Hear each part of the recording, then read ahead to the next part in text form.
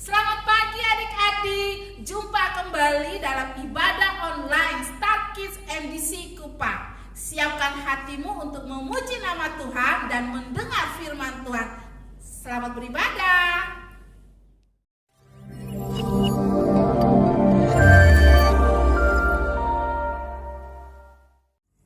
Shalom adik-adik, berjumpa lagi dalam ibadah online Start Kids MDC Kupang.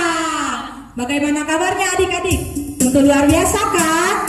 Joyce, bagaimana kabarnya? Sangat baik dong, dan sangat luar biasa karena Yesus selalu memberkati kita. Nah, pasti udah gak sabar lagi mau memuji nama Tuhan kan? Yuk, kita memuji nama Tuhan, tapi sebelum itu kita siapkan hati kita untuk menghadap Tuhan dalam doa. Ikuti KNG berdoa. Bapa di surga, terima kasih sekarang kami mau memuji nama-Mu. Tuhan, berikan kami roh sukacita agar kami memuliakan nama-Mu. Terima kasih Tuhan Yesus. Semua yang percaya katakan amin. Yuk adik-adik, mari kita memuji nama Tuhan dan mari kita melompat bagi Tuhan. Biar gunung-gunung beranjak.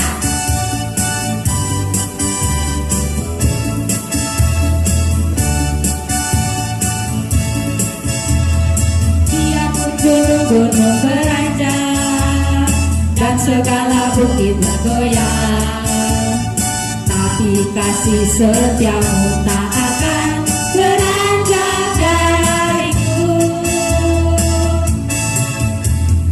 Biarpun gunung-gunung beranjak dan segala bukit bergoyang, tapi kasih setiamu tak akan beranjak.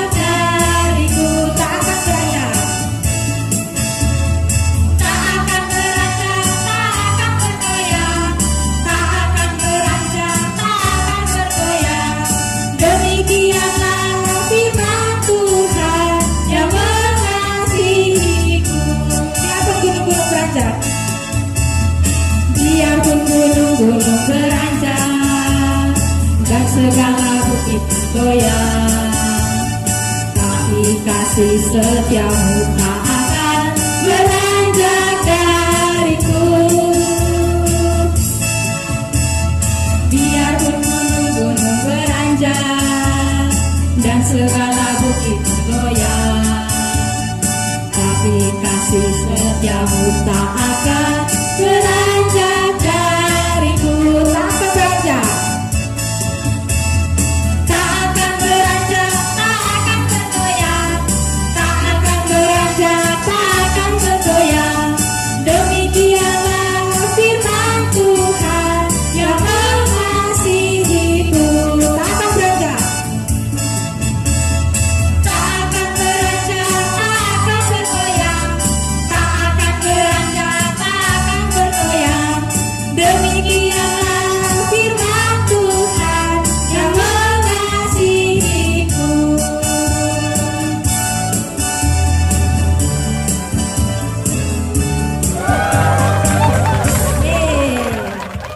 Masih semangat kan? Masih dong. Mari kita lanjutkan dengan kudaki-daki. Yuk.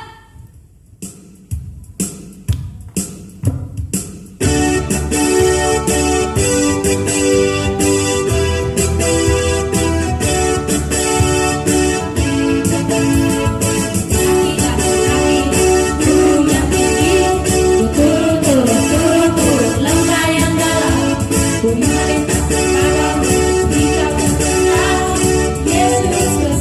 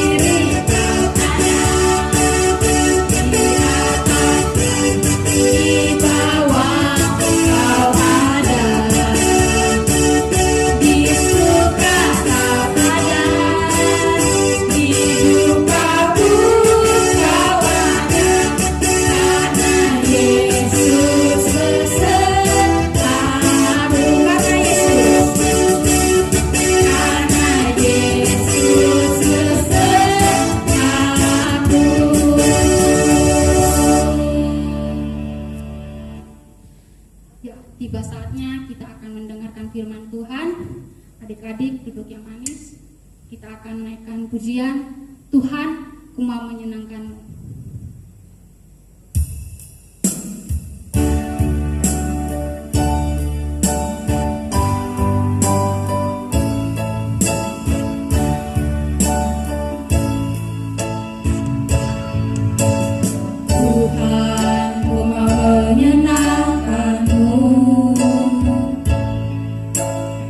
Tuhan, bentuklah hati ini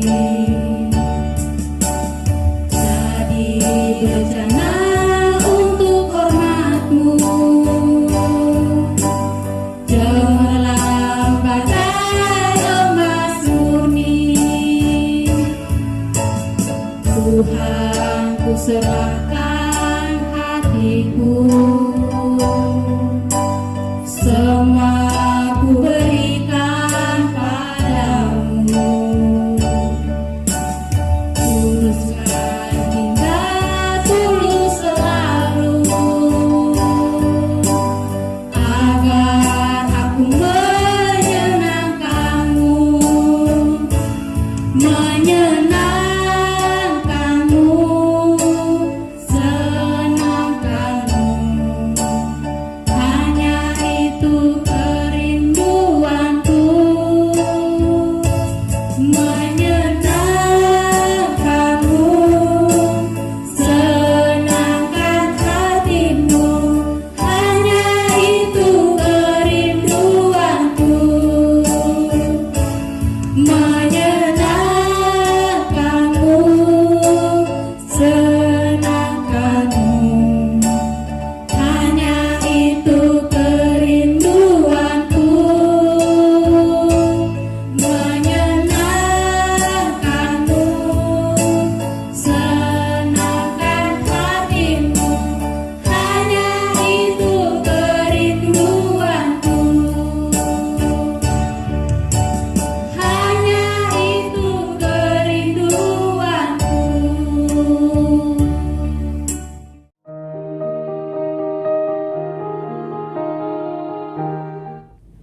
Nah, adik-adik, sebelum kita mendengarkan firman Tuhan, Kak Tri aja adik-adik untuk berdoa.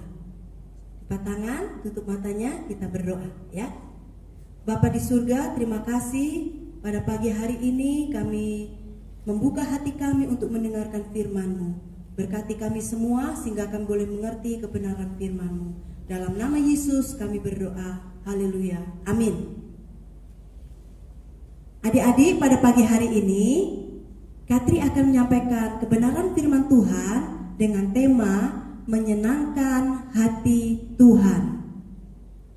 Di dalam kitab ayat bacaan Ayub pasal 1 sampai pasalnya yang kedua.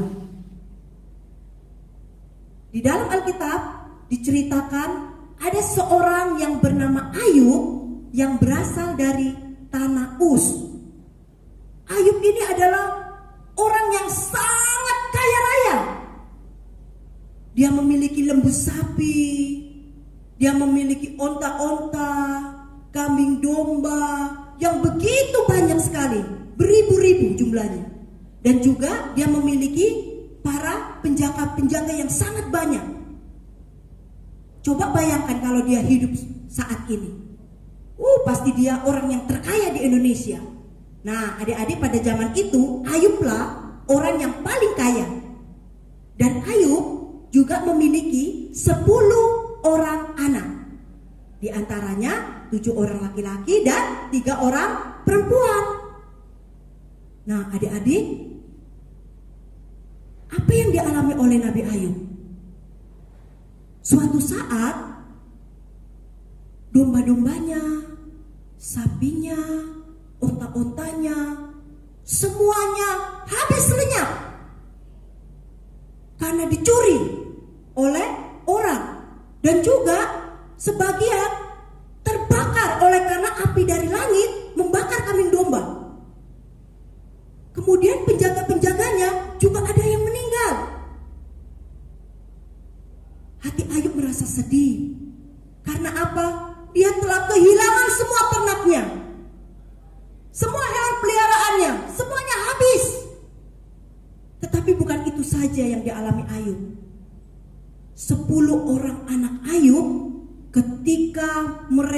sedang berpesta, lagi makan-makan, tiba-tiba ada angin yang sangat kencang sekali melanda rumah itu, dan akhirnya rumah itu menjadi roboh dan menimpa anak-anak Ayub. Ayub merasa sedih sekali. Ayub mengoyakkan pakaiannya. Ayub mencukur rambutnya. Dia berbicara, Tuhan, Engkaulah yang punya semuanya. Ayub tetap bersyukur kepada Tuhan. Luar biasa sekali. Hidup Ayub luar biasa sekali. Walaupun dia kehilangan semuanya, tapi Ayub tidak pernah menyalahkan Tuhan. Bukan itu saja adik-adik. Iblis juga menguji iman Ayub. Iblis berusaha membuat Ayub lebih menderita lagi. Apa yang dialami Ayub? Ayub memiliki penyakit borok dari ujung kepala sampai ujung kakinya, semuanya sampai berbau busuk. Begitu gatalnya penyakit itu sehingga Ayub menggaruknya memakai beling, sehingga kulit badannya terluka, sehingga membuat penyakit itu berbau busuk. Dan tidak sampai itu saja penderitaan Ayub. Istri Ayub, dia mengatakan begini, hai suamiku, masih bertahankah engkau terhadap kesalehanmu? Kutukilah Allahmu dan matilah saja engkau. Adik-adik, kasihan sekali Ayub.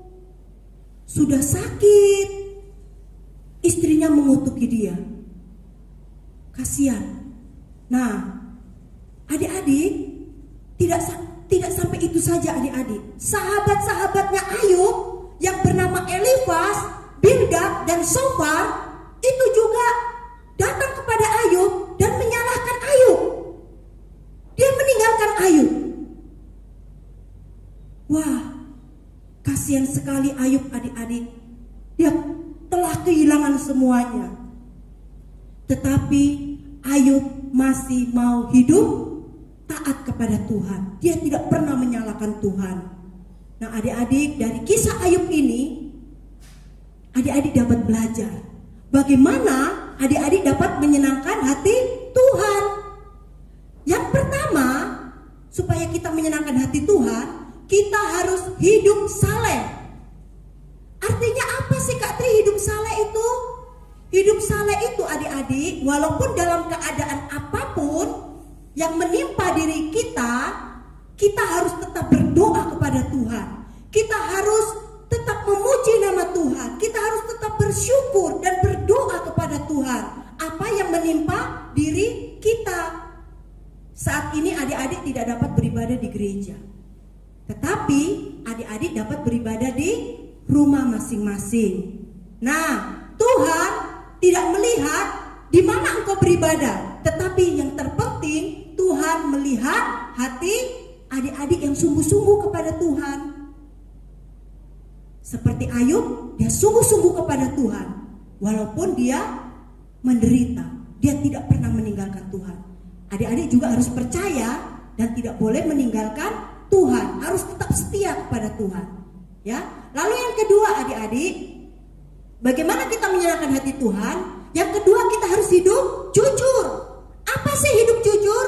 Hidup jujur itu adalah kita harus mengatakan apa yang sebenarnya dan bertindak apa yang sebenarnya sesuai dengan firman Tuhan. Contohnya, tidak berbohong. Ayo, siapa yang pernah berbohong? Tidak apa-apa, minta ampun kepada Tuhan ya. Tuhan pasti mengampuni adik-adik. Lalu, tidak sombong. Apa sih hubungannya antara sombong dengan kejujuran? Adik-adik, ada hubungannya. Kalau orang sombong, itu biasanya dia menutupi segala kelemahannya. Dia tidak punya, dibilang punya. Jadi itu sifat sombong, itu sama juga dia tidak jujur, ya. Lalu apalagi tidak menutupi kesalahan orang lain. Kalau misalnya ada teman adik-adik yang melakukan kesalahan, adik-adik jangan takut untuk mengatakan kebenaran, ya, karena mata Tuhan melihat dari surga. Lalu apa lagi? Lalu misalnya tidak menyontek. Nah, siapa yang pernah menyontek? Oke, tidak apa-apa. Kita mau belajar dan minta ampun kepada Tuhan. Adik-adik harus berusaha belajar dengan sungguh-sungguh supaya hasil ujian yang adik-adik dapat mendapatkan nilai yang bagus, bukan dari menyontek, tetapi dari pemikiran kita sendiri dan hikmat dari Tuhan. Nah, itulah hidup yang menyenangkan hati Tuhan, ya. Lalu yang ketiga adik-adik, bagaimana kita menyenangkan hati Tuhan? Kita harus hidup takut akan Allah. Maksudnya takut akan Allah itu apa sih? Apakah Allah itu sosoknya serem begitu? Tidak, maksudnya takut akan Allah itu maksudnya kita menghormati Allah. Kita sangat mengasihi Allah sehingga kita takut kalau kita berbuat menyedihkan hati Tuhan. Kita tidak mau membuat hati Tuhan terluka, ya. Maka dari itu kita harus hidup takut akan Tuhan. Harus menjadi saksi Kristus, memiliki karakter Kristus sehingga kita hidup menjadi berkat. Nah, lalu yang keempat, bagaimana supaya hidup kita menyenangkan hati Tuhan? Yang keempat yaitu menjauhi kejahatan. Artinya apa? Artinya adik-adik tidak boleh tergoda oleh dosa ataupun memberikan kesempatan untuk berbuat dosa. Kalau misalnya adik-adik mau melakukan dosa, adik-adik harus ingat bahwa di dalam hati adik-adik ada Roh Kudus. Maka Roh Kudus yang akan mengingatkan adik-adik sehingga tidak melakukan dosa. Contohnya adik-adik tidak boleh bergaul dengan teman-teman yang suka maki. Kak Tri tidak melarang adik-adik untuk bergaul dengan siapa saja. Tetapi kita harus pandai memilih teman. Ya, jangan teman yang suka maki. Jangan kita ikut-ikutan maki. Kita harus menegur teman kita. Kalau teman kita marah kepada kita, ya nggak apa-apa, kita doakan saja. Yang penting kita tidak boleh ikut-ikutan teman kita berbuat kejahatan, ya. Kita harus menjadi anak-anak Allah yang menyenangkan hati Tuhan, ya. Kita harus belajar untuk tidak mau maki lagi. Kita mau belajar untuk tidak marah-marah lagi. Kita mau belajar untuk tidak berkata-kata kotor lagi, ya. Karena mulut kita diciptakan oleh Tuhan bukan untuk mengatakan kata-kata kotor atau makian, tetapi mulut kita diciptakan oleh Tuhan untuk memuji dan memuliakan nama Tuhan, ya. Untuk memperkatakan hal-hal yang baik sehingga kita menjadi berkat. Nah, adik-adik, dari keempat hal ini yaitu hidup saleh, hidup jujur, hidup takut akan Tuhan, dan hidup menjauhi kejahatan, Kak Tri percaya adik-adik akan dipakai oleh Tuhan menjadi saksi-saksinya. Sehingga melalui hidup adik-adik, nama Tuhan dipermuliakan. Nah, ayat hafalan pada pagi hari ini yaitu pada Amsal 14 ayatnya yang kedua, yang berbunyi, siapa berjalan dengan jujur takut akan Tuhan, tetapi orang yang sesat jalannya menghina dia. Nanti adik-adik di rumah dihafalkan ya. Pada pagi hari ini sampai di sini dulu firman Tuhan yang Kak Tri sampaikan. Sebelumnya mari kita berdoa, mengucap syukur. Kita berdoa ya.